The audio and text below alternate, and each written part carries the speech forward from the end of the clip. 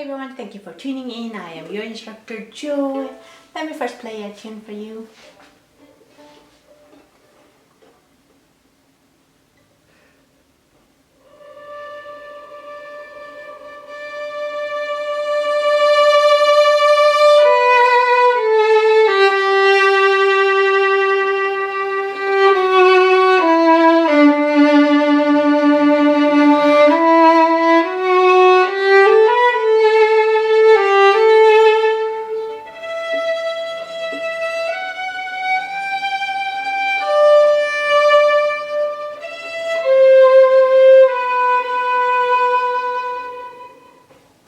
This was a little excerpt, the beginning of Largo by Handel. Thank you very much for your continued support. Here also my Patreon page, sending me kind questions, comments, booking lessons with me, volunteering with your time. I really appreciate. So today I'd like to show you 5 important points that can be very useful when it comes to expressive, beautiful tone production.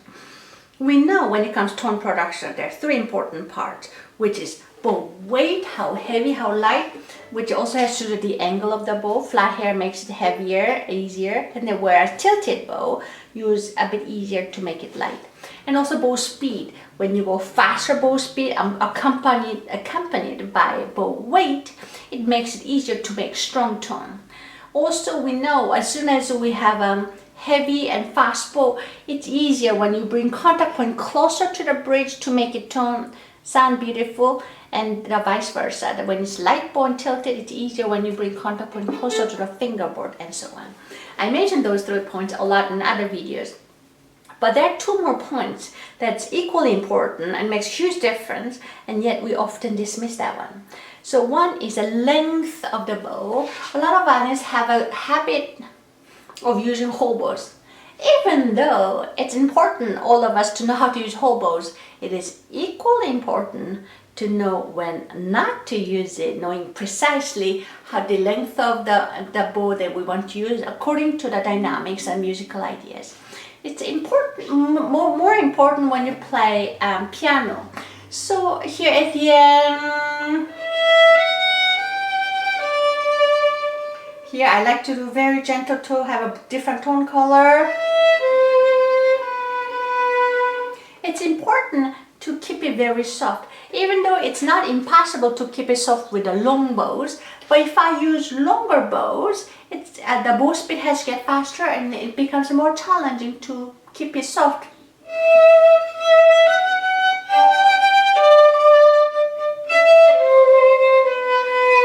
Having a little skipping or skating bow. Again, it is not impossible, but if there's easier way, I think it's worth to take it. So try to use shorter bow, and vice versa. When you have a strong tone, then use whole bows and bring that one strong tone. Another point that we often forget comes with a left hand. It's not all about right hand, but also left hand plays an important role when it comes to dynamics and expressive tone. So we know when it's very intense heavy bow and fast vibrato works well.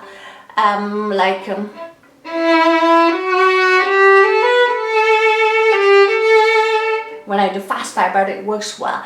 And when it's piano, narrow and slow vibrato works well.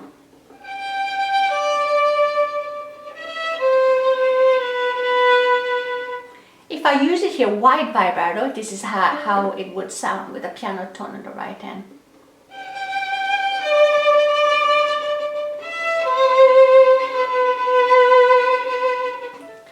It is a little odd, isn't it? So it's kind of obvious. I'm exaggerating to make a point, but just so that you see it. And so try yourself whether it works for you or not. Now, so combine those 3 points that we already know, bow speed, bow weight, and contact point. A really quick recap. Heavy bow and goes closer to the contact point, closer bridge, and light bow, tilted one, contact point closer to the fingerboard. And bow speed, depending on the notes that you're playing, but often whole bow heavy weight goes well for forte, and lighter bow, tilted bow goes well with a piano. Now I would like to focus on left hand, the vibrato one here. So at the beginning, I would like to start from piano to make crescendo to all the way forte. And it's my personal preference, but I like to do no vibrato, use very slow bow speed, and very, very little bow. And then gradually add narrow and slow vibrato, and then get a little wide and fast vibrato as I bring the bow speed, bow weight and contact point closer to the bridge, right? So for the piano, I use very little bow, and then I use extremely long bows for the crescendo part at the end. Crescendo works the best when you're doing very last minute. And this is how I would like to do, and I hope you can try yourself.